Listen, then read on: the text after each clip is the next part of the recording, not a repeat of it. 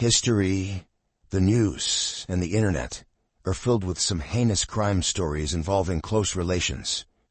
Murder stories always shock a person more than other crimes, and if the murder involves a partner killing another, then the story gets even more horrifying. The story of Jennifer and Abby Blagg is one such story, and the person at the center of this story was none other than Jennifer's husband, Michael Blagg. So, what happened to Jennifer Blagg and her daughter, Abby? Where did they go? And how was Michael Blagg involved in all this? Watch this story until the end to find out the answers to all these questions and some of the most horrific details of a crime that sent shockwaves across the nation.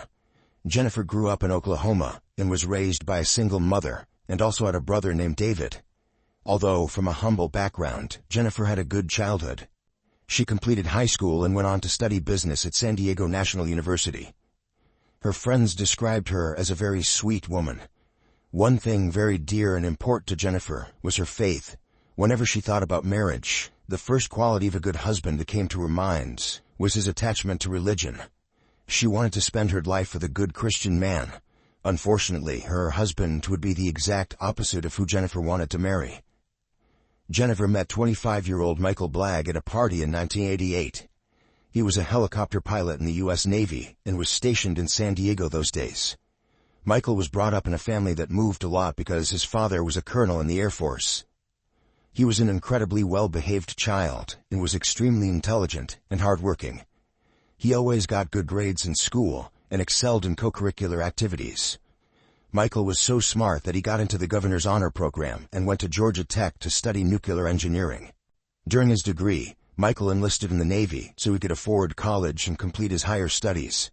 Jennifer was quickly drawn into him because he seemed to place the same emphasis on faith as she did. The two started meeting frequently, and Michael appeared to be a great family man to Jennifer, who she thought would provide for her and their kids. Jennifer and Michael got married in 1991. While it was Jennifer's first marriage, Michael had already been in a marriage before, but it had lasted only a year, and he parted ways with his first wife. After some time, Michael Blagg retired from the Navy and started a career as an engineer. The Blagg family moved to Simpsonville, South Carolina, and welcomed a baby girl into their home, who was named Abby. Jennifer loved being in Simpsonville. The Blagg family made new friends to their church, and Jennifer started teaching a women's Bible study group. Michael also became a co-teacher at the Bible school. Jennifer had found a strong and take-charge person in Michael, which she loved. He was very caring and protective of her. However, according to Jennifer's friends, her behavior suggested otherwise at some occasions. She would get nervous and often panicked as Michael's time to return home came close. Jennifer always focused on keeping the house in perfect condition so Michael could have a good environment when he came back from work.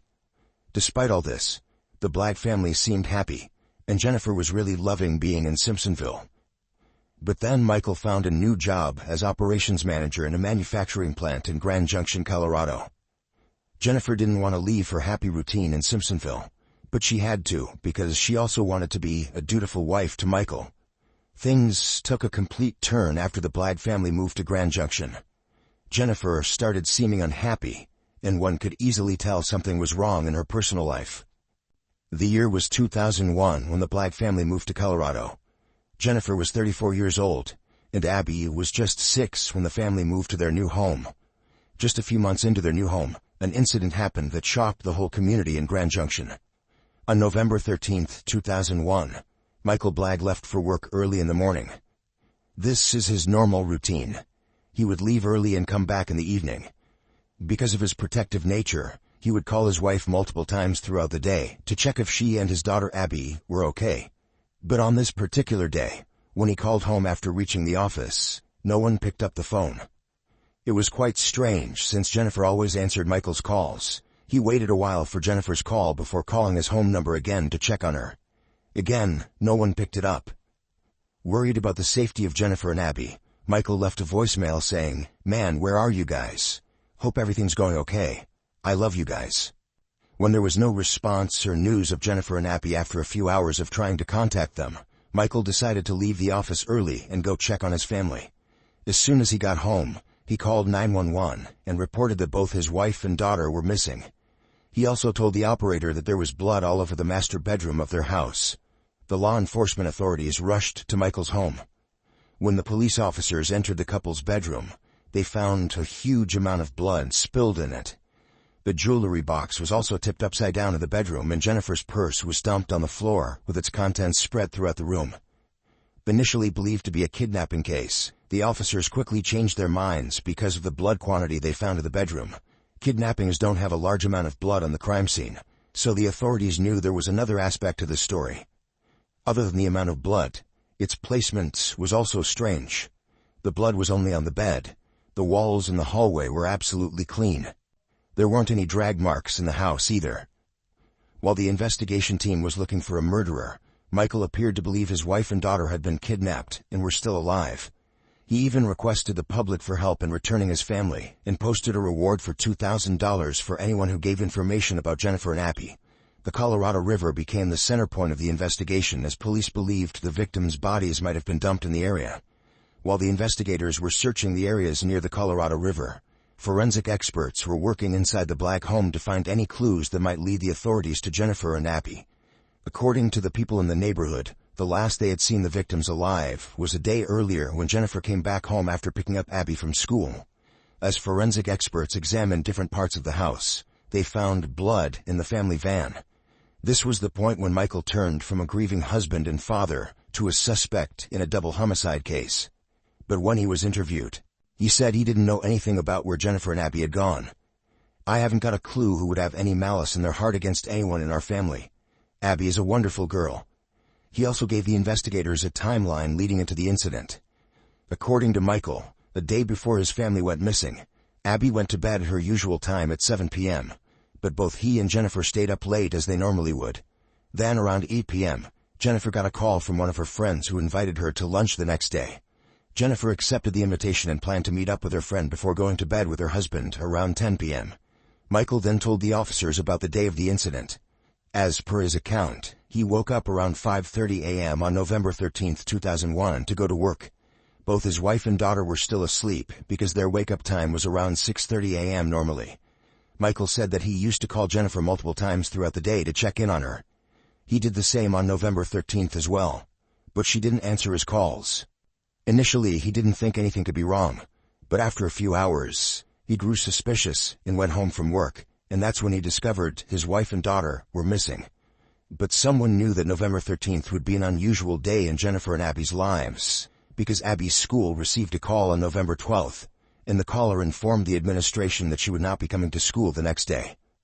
Although the school didn't know the identity of the person, they did have the record saying Abby would be missing school on November 13th. Besides the voice notes mentioned earlier in the video, other voice notes were also found. One of them saying, "Hello, my beautiful bride. I hope you're out and about doing all kinds of cool and nifty things." Michael maintained his religious persona in front of authorities. "Through the strength of the Holy Spirit, I am able to be sitting here in front of you right now. Every fiber, every corner of my body wants to scream out and shout and grab somebody by the neck and say, 'You did it,' and tear them limb from limb. We're talking about the two most important people in my life are missing right now."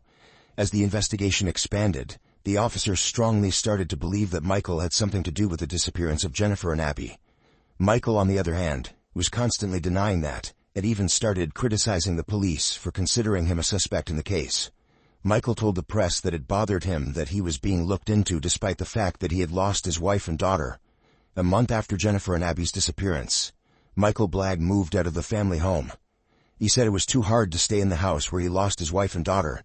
While investigators did their job, Michael kept making frequent appearances in the media, saying he believed this was a case of burglary gone wrong.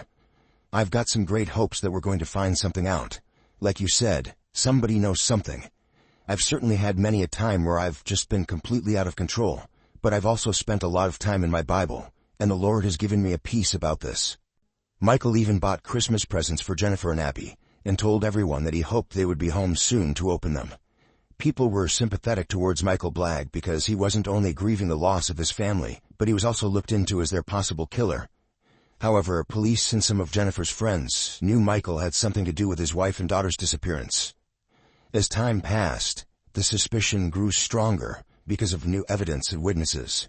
but Michael kept insisting he was innocent. He initially denied any fight with Jennifer before she and Abby disappeared, but the investigators later found a note in which Michael had apologized to Jennifer for letting the devil get a foothold in their lives. But that wasn't as strange as the next thing that was found during the Black House. Thousands of pornography images. Upon asking Michael about them, he said that Jennifer downloaded these images for educational purposes because she wanted to be a good wife and serve her husband. Eddie Melson, one of Jennifer's friends, also gave the police some odd pieces of information. According to Melson's accounts, right before Jennifer and Abby went missing, Jennifer called her and asked if they both could visit her. She also told Melson that Michael would not be with them. This was strange to Melson because she knew the Black family always traveled together. In February 2002, Michael was found stealing a shredder and a table from his office. He was brought in to be asked about the theft he had committed. While answering the questions by the investigators, Michael Blagg kept asking them about the possible penalties for murder.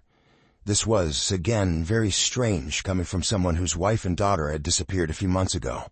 Investigators now had all their information on Michael and were trying to crack him under questioning. One day, when the officers rang Michael's bell, no one opened the door.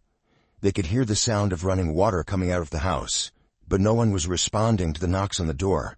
Suspecting something was wrong, the police kicked the door open.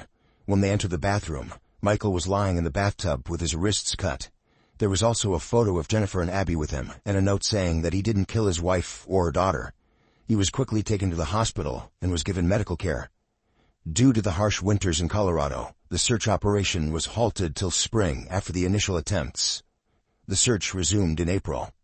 The investigators marked a 45-kilometer radius for the search operation, but couldn't find any clue of Jennifer or Abby's bodies. In the meantime, one of Michael's co-workers called the police and shared an important tip. On the day of Jennifer and Abby's disappearance, Michael's colleague saw him taking the trash out at work. Michael was pushing a pallet jack with 2 large cardboard boxes, which he discarded on the loading dock that went to the trash compactor. The co-worker, unaware of the contents of the trash, even asked Michael if he needed any help with discarding the trash. A person discarding normal trash would have said yes, but Michael Blagg immediately declined the offer because he knew it wasn't any normal trash. It was unusual for a person who was working as an engineer in the company and had nothing to do with trash handling. This was an important lead that could take the authorities to Jennifer and Abby's bodies. The first task was locating the landfill where Michael's firm was dumping their trash. Once the landfill site was tracked, the task was the most difficult of everything the police had to do until that point. Locate the possible places in the landfill where trash from Michael's company might have ended up. When this development was revealed to the public, a normal person would have been happy that the case of his wife and daughter's disappearance was nearing closure, but Michael did something exactly the opposite. He left the state. What's even more strange was that he told no one, including the police, about his plan and where he was going. Nearly 7 months after the disappearance of Michael's wife and daughter was reported, authorities found what they had been looking for. After weeks of searching, on June 5, 2002, the authorities found Jennifer Blagg's body in the landfill. She was wrapped up in a red and black tint. The body was unwrapped, cleaned, and sent for an autopsy. When the autopsy report came, it shocked everyone, including Jennifer's family and friends. Jennifer Blagg had been shot in the left eye, and the bullet was still inside her skull. The report also revealed that she was killed in her sleep because the investigators found a retainer in her mouth that she only wore when going to bed. After finding Jennifer's body, the investigators knew that Abby Blagg's body must also have been dumped into the same landfill. The new wave of searches began with more force to find Abby Blagg's body. However, the police couldn't find Abby's body even after 7 weeks of searching. The authorities looked through roughly 7,000 tons of trash in search of Abby's body. But they knew exactly whom they had to take into custody now. Michael Blagg. Police had a possible reason to arrest Michael, but there was a problem. No one knew where he was. After some searching, it was discovered that Michael Blagg's mother lived in Georgia, so it was possible that he was hiding at her place. The guess came out to be true because Michael Blagg was at his mother's house when the police went to search it. He was immediately arrested and brought back to Colorado to face the charges of his wife and daughter's murder. This was the first time that the public knew that the person pretending to be a grieving husband and father was his family's killer. By this time, Michael Blagg's first wife had also come to the fore, giving statements in the media that Michael was a completely normal guy and had never abused her while they were together. But as the investigation progressed, it was found the Blagg family wasn't as perfect as it seemed from the outside. From the very beginning, Jennifer and Michael had some disagreements, and they often engaged in arguments. After marrying Michael, Jennifer realized that her husband wasn't the religious person she thought he was. Michael Blagg would go to parties, which Jennifer didn't like because of her religious upbringing. After repeated requests by Jennifer to stop doing what she thought was unethical, Michael Blagg's wife eventually asked him to choose between her and his inappropriate habits. Michael assured her he had given up his old habits, and their relationship became normal. This was also the time when Abby was born. However, Michael was still in the Navy and didn't give much time to Jennifer, which led her into postpartum depression after Abby's birth. When Michael left the U.S. Navy and began teaching at a Sunday school, Jennifer discovered something new about her husband. He had started talking inappropriately to the kids. In fact, he was preaching his own conservative beliefs by talking about abortion and sexuality. As a result, Michael was fired from his job. This also resulted in financial problems for the Blagg family, who were already there because their previous house wasn't selling. And when it finally did, they lost more than $8,000. Jennifer often called her friends in Simpsonville and told them she wasn't happy living in Grand Junction. But she also used to say that since Michael was happy about his job, she was willing to stay in Colorado, as a dutiful wife. While the police were trying to make Michael share the motive of his murders, a worker at a legal firm came forward and told authorities that Jennifer had come to the firm a few days before her disappearance. She was quite disturbed and wanted to talk to an attorney. It was later discovered that Jennifer was being abused by Michael and wanted a divorce from her husband. A further look into Michael's computer revealed that he frequently used an escort service. Upon interviewing the workers of the escort service, it was found that Michael Blagg frequently visited them and used to get massages from topless women. When the investigators asked Michael about it, he said his wife knew about it because the couple was having sexual problems at home. So he went to the massage center for the sake of research.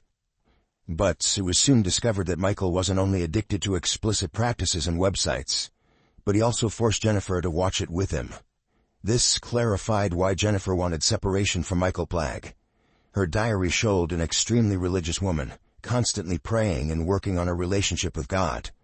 The investigators also found a note in one of Jennifer's books in which she had written about a recent fight with her husband. All the witness statements and evidence against Michael Blagg made one thing clear as daylight. He was abusive towards his wife and constantly forced her to do things she didn't want to do. When she refused, he decided to kill to protect his secret life and addictions. This also explained the disappearance of Abby Blagg. According to the investigators, she probably saw her father killing her mother. So Michael killed his daughter too. Since there was no concrete proof that it was Michael Blagg who killed Jennifer and Abby, the prosecution decided against seeking the death penalty for the accused. Michael Blagg was even released on bond to live with his mother while awaiting trial. In March 2004, Michael Blagg's trial began, and he was charged with first-degree murder. The prosecution told the jury that Michael Blagg killed his wife because she wanted a divorce from him. He then wrapped the bodies of both Jennifer and Abby, took them to his job, and dumped them there. Michael then acted normal and called his home multiple times as he normally would. Michael Blagg even left a few messages in the voicemail to make it look like he was completely unaware of what had happened to his wife and daughter. This is why he called the police on November 13th. So the authorities considered it a case of home invasion. Jennifer's mother told the jury that Michael Blagg had abused her daughter multiple times during their marriage and even choked her once while he was drunk. The defense attorney argued that a predator broke into the Blagg home and killed Jennifer and Abby when they resisted. Throughout the trial, Michael Blagg maintained that he was not guilty and had nothing to do with his wife and daughter's murder. On April 16, 2004, the jury found Michael Blagg guilty of murdering his wife and daughter, and he was sentenced to life in prison without the possibility of parole. But the case saw a new turn when, 10 years after the conviction, the verdict was overturned because one of the jurors in Michael Blagg's case had lied about their domestic violence history in the juror questionnaire. As a result, Michael Blagg was granted a retrial. However, the Colorado Supreme Court granted the prosecutors an emergency stay to keep Michael Blagg in prison while he awaited the retrial. Michael Blagg's retrial began in February 2018, and his attorneys brought in new evidence in a try to get him acquitted. The defense also tried to dispute the investigation method followed in Michael Blagg's case. However, Michael Blagg was once again found guilty of killing his wife and daughter and given the same sentence as before, life imprisonment, marking the end of a heinous crime case.